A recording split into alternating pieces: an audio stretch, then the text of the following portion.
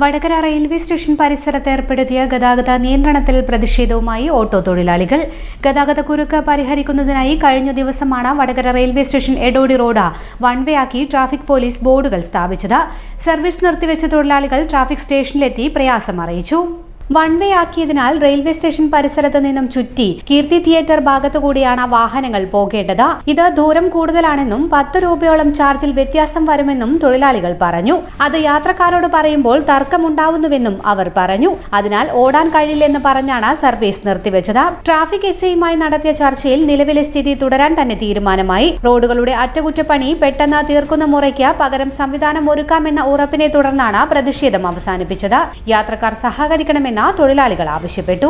Sir പറഞ്ഞ പോലെ തന്നെ തൽക്കാലം ഇങ്ങനെ സാറൊന്നും പെട്ടെന്ന് അതിന്റെ റോഡിന്റെ കാര്യങ്ങളൊന്നും ശരിയാക്കി തരാം. പിന്നെ അതുവരെ തൽക്കാലം ഇങ്ങനെ നിൽക്കട്ടെ. അല്ലാണ്ട് ഇപ്പോൾ വേറെ സാറിപ്പം തീരുമാനിച്ച പോലെ തന്നെ അങ്ങനെ നിൽക്കട്ടെ. പിന്നെ ഇതിന്റെ പേരിലുള്ള പിന്നെ ഫൈനും കാര്യങ്ങളും ചാർജ് പിന്നെ അത് താറയിക്കാനുള്ളതും പിന്നെ ആളെ ബൈക്ക് എടുത്ത് മാറ്റാനുള്ള കാര്യങ്ങളും ബൈക്ക് തീർച്ചയായിട്ടും എടുത്ത് മാറ്റും. എന്നിട്ട് നമുക്ക് ഒരു ഉപകാരം കൂടി ഗതിയിൽ വടകര ഗവൺമെന്റ് ഹോസ്പിറ്റലിലേക്ക് 40 രൂപയാണ് ആ ചാർജ് ആയിരുന്നത് ആകെ നിലവിൽ വരുന്നത്. ഇനിയിപ്പോ ഇതിപ്പോ കറങ്ങി പോകുമ്പോൾ 50 രൂപ ഉണ്ടാവും. അത് പറയുമ്പോൾ ഭയങ്കര പ്രശ്നങ്ങളാണ്. അത് പിടിവിരും എവിടെയാ സാറിനടുത്ത